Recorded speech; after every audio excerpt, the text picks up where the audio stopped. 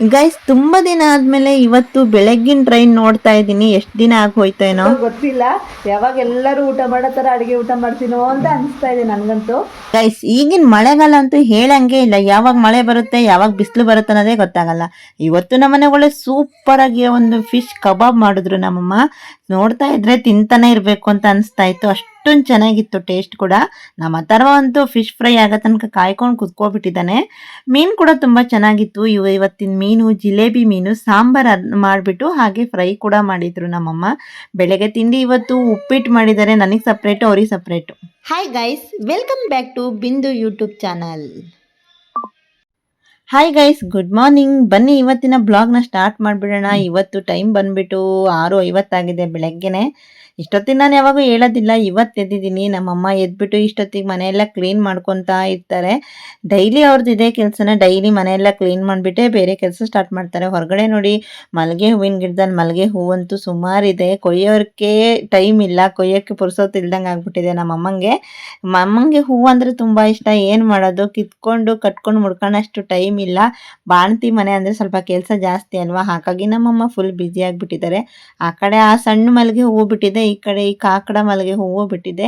ಯಾವ ಕೀಳ್ತೀರಾ ಯಾವ ಕೊಯ್ತೀರಾ ಅನ್ನಂಗೆ ಆಗ್ಬಿಟ್ಟಿದೆ. ಹಾಗಾಗಿ ನಮ್ಮಮ್ಮ ಯಾವ ಹೂವನ್ನು ಕೀಳಕ್ಕೂ ಆಗ್ತಾ ಇಲ್ಲ, ಕಟ್ಟಕ್ಕೂ ಆಗ್ತಾ ಇಲ್ಲ. ಈಗ ನೋಡಿ ಮಳೆ ತುಂಬ ಕಡಿಮೆ ಆಗಿದೆ, ಮಳೆ ಮೋಡ ಥರ ಇದೆ. ಯಾವ ಟೈಮಲ್ಲಿ ಮಳೆ ಬರುತ್ತೆ ಯಾವ ಟೈಮಲ್ಲಿ ಮಳೆ ಬರಲ್ಲ ಅಂತಲೇ ಗೊತ್ತೇ ಆಗಲ್ಲ. ಮೊನ್ನೆ ನೋಡಿದ್ರೆ ಮಳೆ ಸಖತ್ ಬಂದಿತ್ತು. ಯಾವ ಥರ ಹೊಡಿತು ಅಂದರೆ ಬೆಳಗ್ಗಿನ ಜಾವ ಮಳೆ ಬಂದಿರೋದು ನೋಡಿದ್ರೆ ಬೆಡ್ಶೀಟ್ ಹಚ್ಕೊಂಡು ಮಲ್ಕೊಬಿಡೋಣ ಬೆಚ್ಚಗೆ, ಎಲ್ಲೂ ಎದ್ದು ಹೋಗೋದೇ ಬೇಡ ಅಂತ ಅನಿಸ್ತಾ ಇತ್ತು. ಅಷ್ಟೊಂದು ಮಳೆ ಬರ್ತಾ ಇತ್ತು. ಇವಾಗ ನೋಡಿದ್ರೆ ಮಳೆ ನಿಂತಿದೆ, ಚೆನ್ನಾಗಿ ಗಾಳಿ ಬೀಸ್ತಾ ಇದೆ. ಹಲಸಿನ ಹಣ್ಣಿನ ಮರದಲ್ಲೆಲ್ಲ ಹಲಸಿನಕಾಯಿ ಖಾಲಿ ಆಗಿಬಿಟ್ಟಿದ್ದಾವೆ. ಮೊನ್ನೆ ಅಷ್ಟೇ ತೋರಿಸಿದ್ದೆ, ಫುಲ್ಲಾಗಿದೆ ನೋಡಿ ಹಲಸಿನ ಹಣ್ಣಿನ ಮರದಲ್ಲಿ ಹಣ್ಣು ಅಂತ ಹೇಳಿ. ಇವಾಗೆಲ್ಲ ಖಾಲಿ ಆಗ್ತಾ ಇದೆ. ಮಳೆ ಎಲ್ಲ ಬಂದ್ಬಿಟ್ಟು ಈ ಕಡೆ ಸಿಮೆಂಟ್ ಮೇಲೆ ಎಲ್ಲ ಚೆನ್ನಾಗಿ ಹಸಿರು ಕಲರ್ ಪಾಚಿ ಕಟ್ಬಿಟ್ಟಿದೆ. ಇದನ್ನು ತೊಳೆಯೋದೇ ನಮ್ಮ ಅಮ್ಮಗೊಂದು ಕೆಲಸ ಆಗಿಬಿಟ್ಟಿದೆ. ಬೇಸಿಗೆ ಟೈಮಲ್ಲಿ ತುಂಬ ಚೆನ್ನಾಗಿರುತ್ತೆ ಇಲ್ಲಿ ಕುತ್ಕೊಂಡು ಆರಾಮಾಗಿ ಗಾಳಿಗೆಲ್ಲ ಕುತ್ಕೊಂಡು ಮಾತಾಡ್ತಾ ಇರೋದಕ್ಕೆ. ಈ ಮಳೆಗಾಲ ಬಂತು ಅಂದರೆ ಸಾಕು, ಎಲ್ಲೆಲ್ಲಿ ಸಿಮೆಂಟ್ ಹಾಕಿದಾರೋ ಅಲ್ಲೆಲ್ಲ ಚೆನ್ನಾಗಿ ಪಾಚಿ ಕಟ್ಕೊಬಿಡುತ್ತೆ. ಟ್ರೈನ್ ಬರೋ ಟೈಮ್ ಆಯಿತು ನೋಡಿ, ಇವಾಗ ಟ್ರೈನ್ ಬರುತ್ತೆ ಕರೆಕ್ಟಾಗಿ 7 ಗಂಟೆಗೆ. ಇದು ಟ್ರೈನ್ ಬರೋದು ಟೈಮಿಂಗ್ಸು. ಇಲ್ಲೇ ನಾನು ಎದ್ದು ಹೊರಗೆ ಬರೋ ಅಷ್ಟೊತ್ತಿಗೆ ಕರೆಕ್ಟಾಗಿ ಆಗಿದೆ ಟ್ರೈನ್ ಬರೋ ಟೈಮು. ಈ ಟ್ರೈನ್ ನೋಡಿದೆ ಎಷ್ಟು ದಿನ ಆಯಿತು, ಯಾಕಂದರೆ ಇಷ್ಟೊತ್ತಿಗೆ ನಾನು ಹೇಳೋದೇ ಕಡಿಮೆ ಆಗಿಬಿಟ್ಟಿದೆ. ಪಾಪು ಹುಡ್ದಾಗಿಂದ ಪಾಪು ಜೊತೆನೇ ಎದ್ದು ಮಲಗಿ ಲೇಟಾಗಿ ಆಗಿಬಿಟ್ಟಿದೆ ಇವಾಗ ಹೇಳೋದು. ಅವನು ಮಧ್ಯರಾತ್ರಿ ಎಲ್ಲ ಎದ್ದೇಳ್ತಾ ಇರ್ತಾನಲ್ವ, ಹಾಗಾಗಿ ಅವನ ಜೊತೆ ಎದ್ದು ನಿದ್ರೆ ಇಲ್ದಂಗೆ ಆಗಿದೆ.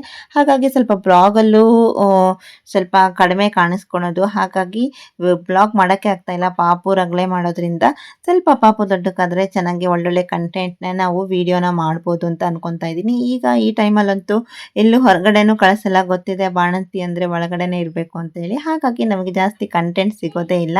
ಮನೆ ಒಳಗಡೆ ಏನೇನಾಗುತ್ತೆ ಅದು ಮಾತ್ರ ತೋರಿಸ್ಬೋದು, ಇಲ್ಲ ಅಂದಿದ್ರೆ ಹೊರಗಡೆ ಎಲ್ಲ ಓಡಾಡಿಬಿಟ್ಟು ಏನೇನಾಗ್ತಿದೆ ಅಂತ ಎಲ್ಲ ತೋರಿಸ್ತಾ ಇದ್ದೆ. ಮೊದಲಿನ ಬ್ಲಾಗ್ ಎಲ್ಲ ಚೆನ್ನಾಗಿ ಮಾಡ್ತಾಯಿದ್ವಿ. ಈಗ ಪಾಪು ಬಂದಮೇಲೆ ಸ್ವಲ್ಪ ಕಿರಿಕಿರಿ ರಗಳೆ ಮಾಡೋದ್ರಿಂದ ಕಷ್ಟ ಆಗ್ತಾಯಿದೆ ಬ್ಲಾಗ್ ಮಾಡೋಕ್ಕೆ. ಅಡ್ಜಸ್ಟ್ ಮಾಡ್ಕೊಳ್ಳಿ ಈಗ. ಬೆಳಗ್ಗೆನೇ ನಾನು ಸ್ವಲ್ಪ ಬಿಸಿನೀರಿಗೆ ತುಪ್ಪ ಹಾಕ್ಕೊಂಡು ಕುಡಿಯೋ ಅಭ್ಯಾಸ ಇದೆ ಅಂತ ಹೇಳಿದ್ನಲ್ವ, ಹಾಗಾಗಿ ನಮ್ಮಮ್ಮ ಬಿಸಿನೀರಿಗೆ ಸ್ವಲ್ಪ ತುಪ್ಪನ ಹಾಕಿ ಕೊಡ್ತಾ ಇದ್ದಾರೆ. ಫಸ್ಟ್ ಈ ನೀರನ್ನ ಕುಡಿದ ಮೇಲೆ ಬೇರೆ ಏನೇ ತಿನ್ನೋದಿದ್ರು ಅಷ್ಟ್ರ ಮೇಲೇ ಇದು ಕುಡಿಯೋದ್ರಿಂದ ತುಂಬ ಒಳ್ಳೆಯದು ಅಂತಾರೆ. ಹಾಗಾಗಿ ನಮ್ಮಮ್ಮ ಬೆಳಗ್ಗೆ ತಿಂಡಿ ಉಪ್ಪಿಟ್ಟು ಮಾಡೋಣ ಅಂತ ಹೇಳಿ ಎಲ್ಲ ರೆಡಿ ಮಾಡ್ಕೊತಾ ಇದ್ದಾರೆ. ನಾನು ಅಂದ್ಕೊಂಡಿದ್ದೆ ಎಲ್ಲರಿಗೂ ಉಪ್ಪಿಟ್ಟು ಮಾಡ್ತಾ ಇದ್ದಾರೆ ಅಂತ ಹೇಳಿ. ಎಲ್ಲರಿಗೂ ಉಪ್ಪಿಟ್ಟೇ ಮಾಡ್ತಾ ಇದ್ದಾರೆ, ಆದರೆ ಎಲ್ಲ ಕಟ್ ಮಾಡಿ ಇಟ್ಕೊಂಡು ನನಗೆ ಸಪ್ರೇಟು ನಮ್ಮ ಅಮ್ಮರಿಗೆ ಸಪ್ರೇಟು ಮಾಡ್ಕೊತಾ ಇದ್ದಾರೆ. ಅದು ಗೊತ್ತಿರಲಿಲ್ಲ. ಯಾಕೆ ಅಂದರೆ ನನಗೆ ಹಸಿಮೆಣಸು ಹಾಕಬಾರ್ದು ಅಂತೇಳಿ ನಮ್ಮಮ್ಮ ಒಣಮೆಣಸನ್ನ ಸೈಡ್ ಮಾಡಿ ಇಟ್ಕೊಂಡಿದ್ದಾರೆ. ನೀರು ಕುದೀತಾ ಇದ್ದಂಗೆ ರವೆ ಹಾಕಿಬಿಟ್ರೆ ಉಪ್ಪಿಟ್ಟು ರೆಡಿ ಆಗಿಬಿಡುತ್ತೆ. ಅದಕ್ಕೆ ನಾವು ಫಸ್ಟ್ ರೆಡಿ ಆಗಿಬಿಟ್ರೆ ತಿಂಡಿ ತಿನ್ನೋಕ್ಕೆ ಸರಿಯಾಗುತ್ತೆ ಅಂತ ಹೇಳಿ ಬ್ರಷ್ ಮಾಡ್ಕೊಳಕ್ಕೆ ಇವಾಗ ಎಬ್ಸಿದ್ರು. ಪಾಪು ಹತ್ರ ಕುತ್ಕೊಂಡಿದ್ದೆ, ಪಾಪು ಮಲಗ್ತಾನೇ ಇರಲಿಲ್ಲ. ಈಗಷ್ಟೇ ಏನೋ ಸಮಾಧಾನ ಮಾಡಿ ಮಲಗಿಸಿ ಬಂದಿದ್ದೀನಿ. ಈಗ ನೋಡಿ ಇನ್ನು ಬಂದು ಒಂದು 2 ನಿಮಿಷನೂ ಆಗಿಲ್ಲ, ಮತ್ತು ಕೊಯ್ ಅಂತ ಇದೆ. ಹಾಗಾಗಿ ತಿಂಡಿ ತಿನ್ನೋದು ಊಟ ಮಾಡೋದು ಕರೆಕ್ಟ್ ಟೈಮಿಂಗ್ ಆಗೋದೇ ಇಲ್ಲ. ಮಗು ಇತ್ತು ಅಂದರೆ ಅದು ಯಾವಾಗ ದೊಡ್ಡಕ್ಕಾಗುತ್ತೋ ಅಂತ ಅನಿಸ್ಬಿಟ್ಟಿದೆ. ನಮಗಂತೂ ತಲೆಯೆಲ್ಲ ಕೆಟ್ಟೋಗ್ಬಿಟ್ಟಿದೆ. ನೈಟ್ ಅಂತೂ ನಿತ್ಯನೇ ಇಲ್ಲ, ಫುಲ್ ಕಿರಿಕಿರಿ. ಎತ್ಕೊಂಡ್ರೆ ಸುಮ್ಮನೆ ಇರ್ತಾನೆ, ಭುಜದ ಮೇಲೆ ಹಾಕ್ಕೊಂಡ್ರೆ ಅಡ್ಡ ಮಲ್ಸ್ಕೊಂಡ್ರೆ ಅಳ್ತಾನೆ. ಫುಲ್ ಏನಾಗಿತ್ತೋ ಗೊತ್ತಿಲ್ಲ, ಮೋಸ್ಟ್ಲಿ ಗ್ಯಾಸ್ಟ್ರಿಕ್ ಆಗಿತ್ತೇನೋ ಅಂತ ಅಂದ್ಕೊಂಡ್ವಿ. ನೈಟು ಫುಲ್ಲು 2:30 ಆಗೋಯ್ತು ನೈಟ್ ಮಲಗೋಷ್ಟೊತ್ತಿಗೆ. ಹಾಗಾಗಿ ಇವತ್ತು ಟಿಫಿನ್ ಕೂಡ ಲೇಟು. ನಮ್ಮ 10ವರೆಗೂ ಸ್ಕೂಲ್ ಇವತ್ತು ಇಲ್ಲ ಅಂತ ಹೇಳಿ ಮೆಸೇಜ್ ಹಾಕಿದ್ರು. ಹಾಗಾಗಿ ಸ್ವಲ್ಪ ಫ್ರೀ ಅನಿಸ್ತು. ನಮಗೋಸ್ಕರನೇ ಅವ್ರಿಗೆ ಸ್ಕೂಲ್ ರಜೆ ಮಾಡಿದ್ರೇನೋ ಅನ್ನಷ್ಟು ಅನಿಸ್ಬಿಡ್ತು ನಮಗೆ. ಇವತ್ತು ನೆನ್ನೆ ನೈಟ್ ಮಲ್ಕೊಂಡು ಇವತ್ತು ಬೆಳಗ್ಗೆ ಇಷ್ಟು ಕೆಲಸ ಮಾಡೋಷ್ಟೊತ್ತಿಗೆ ನಮ್ಮ ಅಮ್ಮಂಗೆ ಸಾಕಾಗಿ ಹೋಗೋಯ್ತು. ಅದ್ರ ಪಾಪ ಕೆಲಸ ಮಾಡ್ತಾ ನಿಂತ್ಕೊಂಡಿದ್ದಾರೆ. ಸರಿ, ನಾವು ಬೇಗ ಹೋಗ್ಬಿಟ್ಟು ಬ್ರಷ್ ಮಾಡ್ಕೊಂಡು ಬರೋಣ ತಿಂಡಿ ತಿನ್ನೋಕ್ಕೆ. ಓಕೆ ಗಾಯ್ಸ್, ಮತ್ತೆ ನಾನು ಬ್ರಷ್ ಮಾಡ್ಕೊಬಂದು ಮತ್ತೆ ಸಿಗ್ತೀನಿ, ಬ್ಲಾಗಿಗೆ ಕಂಟಿನ್ಯೂ ಮಾಡ್ತೀನಿ ಏನೇನು ಮಾಡ್ತಾರೆ ಅಂತ ಹೇಳಿಬಿಟ್ಟು. ಓಕೆ ಗಾಯ್ಸ್, ಬಾಯ್ ಬಾಯ್. ಉಪ್ಪಿಟ್ಟು ರೆಡಿ ಆಗ್ತಾ ಇದೆ. ಇದು ಅಕ್ಕಿ ರವೆ ಉಪ್ಪಿಟ್ಟು. ನಮಗೆ ಗೋಧಿ ರವೆಯಿಂದ ಮಾಡಿರೋ ಉಪ್ಪಿಟ್ಟು ಅಷ್ಟೊಂದು ಇಷ್ಟ ಆಗೋದಿಲ್ಲ.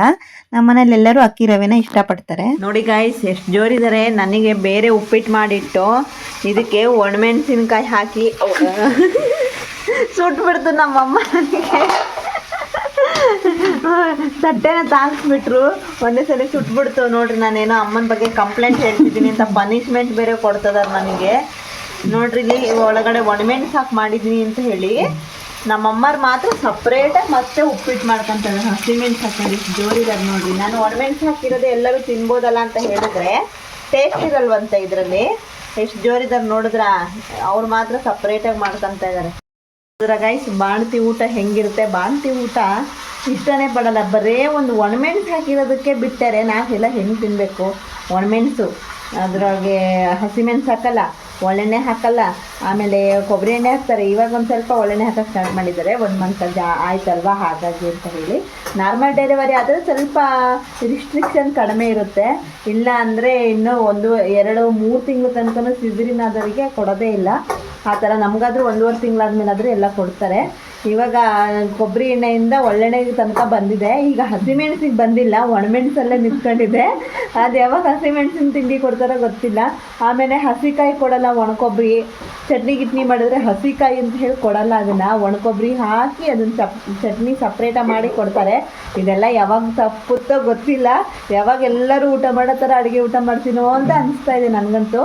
ಈಗಷ್ಟೇ ಫೇಸ್ ವಾಶ್ ಆಯಿತು, ಫೇಸ್ ವಾಶ್ ಮಾಡ್ಕೊಬಂದೆ. ಈಗ ತಿಂಡಿ ತಿಂದ್ಬಿಟ್ಟು ಮುಂದೆ ಏನಾಗುತ್ತೆ ಅಂತ ಹೇಳಿಬಿಟ್ಟು ಅಪ್ಡೇಟ್ ಮಾಡ್ತಾ ಇರ್ತೀನಿ. ಓಕೆ ಗಾಯ್ಸ್, ನನಗೆ ಅಂತ ಸಪ್ರೇಟಾಗಿ ಮಾಡಿರೋ ಉಪ್ಪಿಟ್ಟು ರೆಡಿ ಆಯಿತು. ನಾವಿನ್ನ ತಿಂಡಿ ತಿನ್ನೋಕ್ಕೆ ರೆಡಿ ಆಗಬೇಕು ಅಷ್ಟೇ. ನಮ್ಮ ಉಪ್ಪಿಟ್ಟು ರೆಡಿ ಆಗ್ತಿದ್ದಂಗೆ ಬಿಸಿ ಬಿಸಿ ಇದ್ದಂಗೆ ತಿನ್ನಿರಿ ಅಂತ ಹೇಳ್ತಾ ಇರ್ತಾರೆ. ಯಾಕಂದರೆ ಬಾಣತಿರು ಬಿಸಿ ಬಿಸಿ ಇರ್ಬೇಕಾದ್ರೆ ತಿನ್ಬೇಕಂತೆ. ರೆಡಿ ಆಗಿದೆ ಗಾಯ್ಸ್, ಬನ್ನಿ ಉಪ್ಪಿಟ್ಟು ತಿನ್ನೋಣ. ಅವ್ರು ಮಾಡ್ಕೊಂಡು ತಿನ್ನಲಿ, ನಾವು ತಿಂದ್ಬಿಡೋಣ. ಹೆಂಗೂ ಮಾಡಿಟ್ಟಿದ್ದಾರಲ್ಲ ನಮಗೋಸ್ಕರ. ಈ ಕಡೆ ಅವರಿಗೆ ಸಪ್ರೇಟಾಗಿ ಮತ್ತೆ ಉಪ್ಪಿಟ್ಟು ಮಾಡೋಕ್ಕೆ ರೆಡಿ ಮಾಡ್ಕೊತಾ ಇದ್ದಾರೆ. ಎಲ್ಲ ವೆಜಿಟೇಬಲ್ ಎಲ್ಲ ಹಾಕಿ ಸೇಮ್, ಇನ್ನೇನು ಡಿಫ್ರೆನ್ಸ್ ಏನೂ ಇಲ್ಲ. ಜಸ್ಟ್ ಹಸಿಮೆಣಸಿನ್ಕಾಯಿ ಮಾತ್ರ ಹಾಕಿದ್ದಾರೆ, ಒಣಮೆಣಸಿನ್ಕಾಯಿ ಹಾಕಿಲ್ಲ ಇದಕ್ಕೆ. ಇನ್ನೆಲ್ಲ ನಮಗೆ ಮಾಡಿರೋ ಉಪ್ಪಿಟ್ಟು ಈ ಉಪ್ಪಿಟ್ಟು ಸೇಮೇನೆ, ಹಸಿಮೆಣಸಿನ್ಕಾಯಿ ಮಾತ್ರ ಚೇಂಜ್ ಇದೆ ಅಷ್ಟೇ. ನಮ್ಮ ಅಥರ್ವನು ಬೆಳಗ್ಗೆನೆ ಇವಾಗ ಸ್ಕೂಲ್ ಇಲ್ಲ ಅಂತ ಹೇಳಿ ಎದ್ಬಿಟ್ಟು ಮೊಬೈಲ್ ನೋಡ್ಕೊತ ಕೂತ್ಕೊಂಡಿದ್ದಾನೆ. ಏನೋ ಸ್ವಲ್ಪ ಡಿಸೀಸ್ ಬಂದಿದೆ ಅಂತ ಹೇಳಿಬಿಟ್ಟು ಮಕ್ಕಳಿಗೆ ರಜೆ ಕೊಟ್ಟಿದ್ದಾರೆ. ಹಾಗೆ ನಮ್ಮ ಸಣ್ಣ ಪಾಪುಗೆ ಸ್ನಾನ ಮಾಡಿಸ್ತೀವಲ್ಲ, ಹಾಗೆ ನನಗೂ ಮಾಡಿಸಿ ಅಂತೇಳಿ ಹಠ ಮಾಡ್ತಾ ಕೂತ್ಕೊಂಡಿದ್ದಾನೆ. ನೋಡಿ ಯಾವ ಥರ ಮಾಡ್ತಾ ಇದ್ದಾನೆ ಅಂತ ಹೇಳಿ.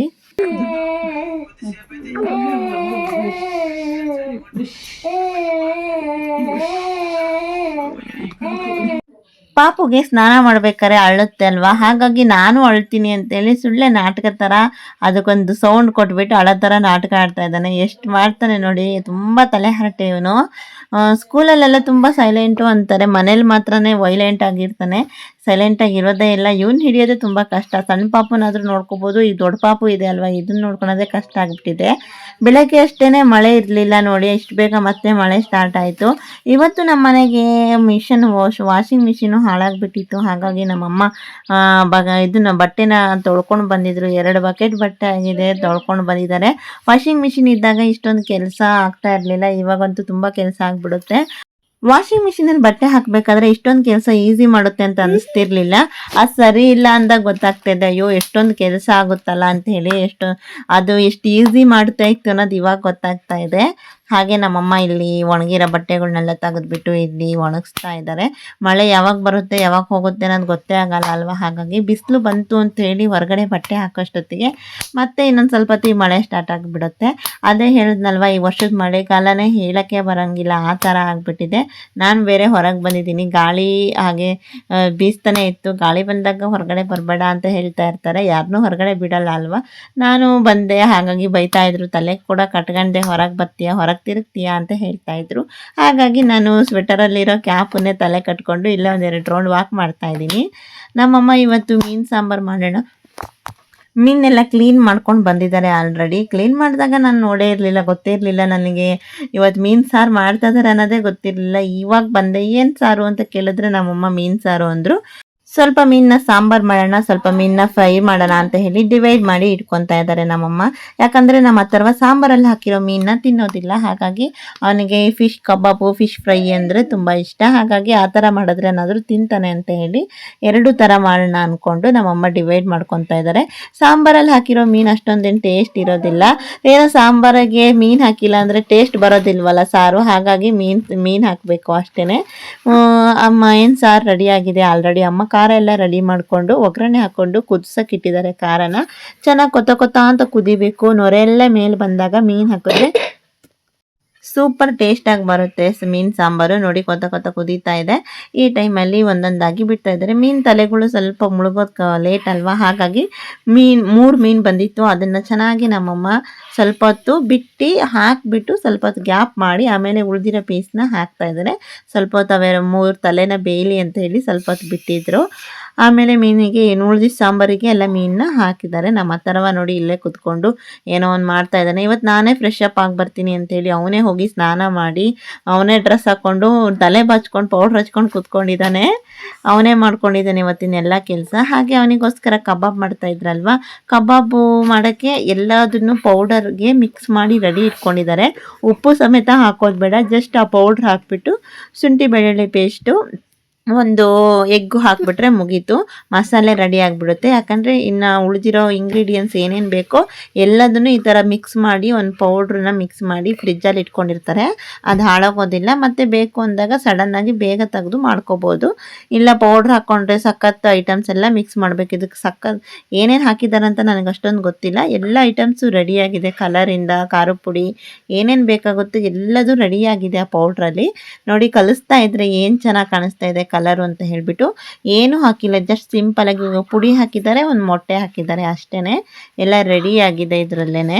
ತುಂಬ ಕಲರ್ ನೋಡ್ತಾ ಇದ್ರೇ ಆಸೆ ಆಗ್ತಾ ಇದೆ. ಎಷ್ಟೊತ್ತಿ ಫ್ರೈ ಮಾಡ್ತಾರೆ, ಎಷ್ಟೊತ್ತಿ ತಿಂತೀವೋ ಅನ್ನೋ ಥರ ಆಗ್ತಾ ಇದೆ. ಇದನ್ನು ಫಿಶ್ ಕಬಾಬ್ ಮಾತ್ರ ಅಲ್ಲ, ಚಿಕನ್ ಕಬಾಬ್ ಕೂಡ ಮಾಡ್ಕೋಬೋದು ಈ ಪೌಡ್ರಲ್ಲಿ. ನಮ್ಮ ಮನೇಲಿ ಚಿಕನ್ ಕಬಾಬ್ ಆಗಲಿ ಫಿಶ್ ಕಬಾಬ್ ಆಗಲಿ ಇದೇ ಪೌಡ್ರನ್ನ ಹಾಕಿಬಿಟ್ಟು ಮಾಡ್ತಾರೆ. ಸಖತ್ ಟೇಸ್ಟಾಗಿ ಬರುತ್ತೆ. ಇದನ್ನು ಇವಾಗಲೇ ಮಾಡೋದಿಲ್ಲ, ಸಾಂಬಾರೆಲ್ಲ ಆದಮೇಲೆ ಬಿಸಿಯಾಗಿ ಸ್ವಲ್ಪ ಹೊತ್ತು ಕಲಿಸ್ಬಿಟ್ರೆ ಒಳ್ಳೆ ಟೇಸ್ಟ್ ಬರುತ್ತೆ. ಕಲಿಸಿದ ತಕ್ಷಣವೇ ಫ್ರೈನ ಮಾಡಬಾರ್ದು, ಹಾಗಾಗಿ ಸ್ವಲ್ಪ ಹೊತ್ತು ಬಿಟ್ಬಿಟ್ಟು ಕಬಾಬ್ನ ಮಾಡ್ತೀವಿ. ಸಾರಿ, ಫ್ರೈ ಅಲ್ಲ ಇದು, ಕಬಾಬು ಫಿಶ್ ಕಬಾಬು. ಹಾಗೆ ರೈಸು ಸಾಂಬಾರು ಎಲ್ಲ ಮಾಡಿ ಊಟದ ಟೈಮಲ್ಲಿ ಮಾಡ್ಕೊಳ್ಳೋಣ ಅಂತ ಹೇಳಿ ಕಲಸಿ ನಮ್ಮಮ್ಮ ಇಡ್ತಾ ಇದ್ದಾರೆ. ಈ ಥರ ಹಿಂಗೆ ಕಲಸಿ ಇಡೋದ್ರಿಂದ ಉಪ್ಪು ಖಾರ ಎಲ್ಲ ನೀಟಾಗಿ ಚೆನ್ನಾಗಿ ಇಳಿಯುತ್ತೆ. ಸಾಂಬಾರು ರೆಡಿಯಾಗಿದೆ. ಇವಾಗ ಸಾಂಬಾರು ಜಾಸ್ತಿ ಹೊತ್ತು ಕುದಿಸ್ಬಾರ್ದು, ಮೀನು ಹಾಕೋದ್ರೊಳಗೆ ಫಸ್ಟು ಸಾಂಬಾರನ್ನ ಚೆನ್ನಾಗಿ ಕುದಿಸ್ಕೋಬೇಕು, ಆಮೇಲೆ ಸ್ವಲ್ಪ ನೋಡ್ಕೊತ ಇರಬೇಕು. ಯಾಕಂದರೆ ಜಾಸ್ತಿ ಕುದಿಸಿದ್ವಿ ಅಂದರೆ ಮೀನು ಪೀಸ್ಗಳೆಲ್ಲ ಪುಡಿ ಆಗಿಬಿಡ್ತವೆ, ಕಟ್ಟಾಗಿಬಿಡ್ತವೆ. ಹಾಗಾಗಿ ಎಷ್ಟು ಬೇಕೋ ಅಷ್ಟು ನೋಡಿಕೊಂಡು ಬೇಯಿಸಬೇಕಾಗುತ್ತೆ. ಆಗ ರೆಡಿ ಆಯಿತು ಸಾಂಬಾರು. ಇದು ಬಿಟ್ಬಿಟ್ಟು ಒಂದು ಹಾಫ್ ಆನ್ ಅವರ್ 1 ಅವರ್ ಆಗ್ತಾ ಬಂದಿತ್ತು. ಹಾಗಾಗಿ ಇದನ್ನು ಕೂಡ ಫ್ರೈ ಮಾಡ್ಕೊಳ್ಳೋಣ ಅಂತ ಹೇಳಿ ನಮ್ಮಮ್ಮ ಬಂದರು. ಸಾರಿ, ಕಬಾಬ್ ಮಾಡೋಕ್ಕೆ. ಫಿಶ್ ಕಬಾಬ್ ಬರೀ ಫ್ರೈಯೇ ಬರುತ್ತೆ, ಯಾವಾಗಲೂ ಮೀನಲ್ಲಿ ಫ್ರೈ ಮಾಡಿಬಿಟ್ಟು ಫ್ರೈ ಅನ್ನೋಕ್ಕೆ ಬರುತ್ತೆ ಬಾಯಲ್ಲಿ. ಕಬಾಬ್ ಮಾಡ್ತಾ ಇದ್ದಾರೆ ನೋಡಿ. ಎಣ್ಣೆ ಚೆನ್ನಾಗಿ ಕಾದ್ಮೇಲೆ ಒಂದೊಂದೇ ಪೀಸ್ನ ಬಿಡ್ತಾ ಇದ್ದಾರೆ. ಎಷ್ಟೆಷ್ಟು ಬೇಕೋ ಅಷ್ಟಷ್ಟು ಬಿಡ್ಕೊಂಡು ತಿನ್ಬೋದು. ಇದನ್ನು ಹಾಗೆ ಫ್ರಿಜ್ಜಲ್ಲಿ ಕೂಡ ಸ್ಟೋರ್ ಮಾಡಿ ಇಟ್ಕೋಬೋದು, ಏನೂ ಹಾಳಾಗೋದಿಲ್ಲ. ನಮ್ಮ ಅಥರ್ವ ಅಂತೂ ಈ ಸ್ಮೆಲ್ ಬಂದಾಗಿಂದ ಎದ್ದೇ ಹೋಗ್ತಾ ಇಲ್ಲ. ನಾನು ಫಿಶ್ ಫ್ರೈ ಮಾಡ್ತಾ ಇದ್ದಾರೆ, ಫಿಶ್ ಕಬಾಬ್ ಮಾಡ್ತಾ ಇದ್ದಾರೆ ಅಂತ ಹೇಳಿಬಿಟ್ಟು ಇಲ್ಲೇ ಕುತ್ಕೊಂಡಿದ್ದಾನೆ. ಆಗ ತನಕ ನಾನು ನೋಡ್ತೀನಿ ಅಂದ್ಕೊಂಡು ಇಲ್ಲೇ ಕುತ್ಕೊಂಡಿದ್ದಾನೆ. ಅವನಿಗೆ ಎಷ್ಟೊತ್ತಿಗೆ ಮಾಡಿಕೊಡ್ತಾರೋ ಎಷ್ಟೊತ್ತಿಗೆ ತಿಂತೀನೋ ಅನಿಸ್ತಾ ಇದೆ ಅವನಿಗೆ. ಹಾಗಾಗಿ ಅವ್ನು ಹೋಗ್ತಾನೆ ಇಲ್ಲ ಅಡುಗೆ ಮನೆ ಬಿಟ್ಬಿಟ್ಟು. ಬೇರೆ ಏನು ಅಡುಗೆ ಮಾಡಿದ್ರು ಅವನು ಅಷ್ಟೊಂದು ಆಸೆ ಮಾಡಲ್ಲ. ಬಿರಿಯಾನಿ ಅಂದರೆ ಸ್ವಲ್ಪ ಆಸೆ ಮಾಡ್ತಾನೆ. ಚಿಕನ್ ಕಬಾಬು ಫಿಶ್ ಕಬಾಬು ಇವೆಷ್ಟು ಮಾತ್ರ ಅವ್ನು ಜಾಸ್ತಿ ಇಷ್ಟಪಟ್ಟು ತಿನ್ನೋದು. ನೋಡಿ ಅವನೇ ಅಲ್ಲಿ ಒಂದು ಚೇರ್ ಹಾಕ್ಕೊಂಡು ಬಂದು ನಿಂತ್ಕೊಂಡು ನೋಡೋಕೆ ಬಂದುಬಿಟ್ಟಿದ್ದಾನೆ. ಈ ಥರ ಅವನಿಗೆ ಇಷ್ಟ ಆಗಿರೋ ಐಟಮ್ಸ್ ಮಾಡಬೇಕಾದ್ರೆ ಅವನು ಈ ಥರ ಬರ್ತಾನೆ ಹಿಂಗೆ ನೋಡೋಕ್ಕೆ, ಚೇರ್ ಹಾಕ್ಕೊಂಡ್ಬಿಟ್ಟು. ನನಗೆ ಈ ಥರ ಕಬಾಬ್ ಮಾಡಿದ್ರೆ ಈ ಥರ ದೊಡ್ಡ ಮೀನಲ್ಲಿ ಕಬಾಬ್ ಮಾಡೋದು ಇಷ್ಟ ಆಗುತ್ತೆ. ಸಾಂಬಾರು ಅಂದರೆ ಏನಂದ್ರೂ ಬೈಗೆ ಮೀನು ಬಾಂಗ್ಡೆ ಮೀನು ಇರುತ್ತಲ್ವ, ಅದು ಸಖತ್ ಟೇಸ್ಟಾಗಿ ಬರುತ್ತೆ ಸಾಂಬಾರು ಮಾಡಿದ್ರೆ. ಅದರಲ್ಲಿ ಸಾಂಬಾರು ಇಷ್ಟ, ಇದು ಕಬಾಬ್ ಇಷ್ಟ. ಸಖತ್ತಾಗಿರುತ್ತೆ ಇದನ್ನು ತಿನ್ನೋದಕ್ಕೆ ಕೂಡ. ನೋಡೋಕ್ಕೆ ಎಷ್ಟು ಚೆನ್ನಾಗಿ ಕಾಣಿಸ್ತಿದೆಯೋ, ಟೇಸ್ಟ್ ಕೂಡ ಅಷ್ಟೇ ಸೂಪರಾಗಿ ಬಂದಿದೆ. ಓಕೆ ಗೈಸ್, ಇವಾಗ ಊಟ ಮಾಡಿಬಿಟ್ಟು ಒಂದು ರೌಂಡ್ ಹೊರಗಡೆ ವಾಕ್ ಮಾಡೋದು ಯಾವಾಗಲೂ ಡೈಲಿ ಅಭ್ಯಾಸ ಆಗಿತ್ತು. ಇವಾಗಂತೂ ಮಳೆ ಬಂದಿರೋದ್ರಿಂದ ವಾಕ್ ಜಾಸ್ತಿ ಮಾಡ್ತಾ ಇಲ್ಲ. ಓಕೆ ಗೈಸ್, ಯಾರಾದರೂ ನಮ್ಮ ಚಾನಲ್ನ ಸಬ್ಸ್ಕ್ರೈಬ್ ಮಾಡ್ಕೊಂಡೆ ಚಾನಲ್ ನೋಡ್ತಾ ಇದ್ದರೆ ಪ್ಲೀಸ್ ಸಬ್ಸ್ಕ್ರೈಬ್ ಮಾಡ್ಕೊಳ್ಳಿ ಅಂತ ಹೇಳ್ತಾ ಇವತ್ತಿನ ಬ್ಲಾಗ್ನ ಮುಗಿಸ್ತಾ ಇದ್ದೀನಿ. ಲೈಕ್ ಮಾಡಿ, ಶೇರ್ ಮಾಡಿ.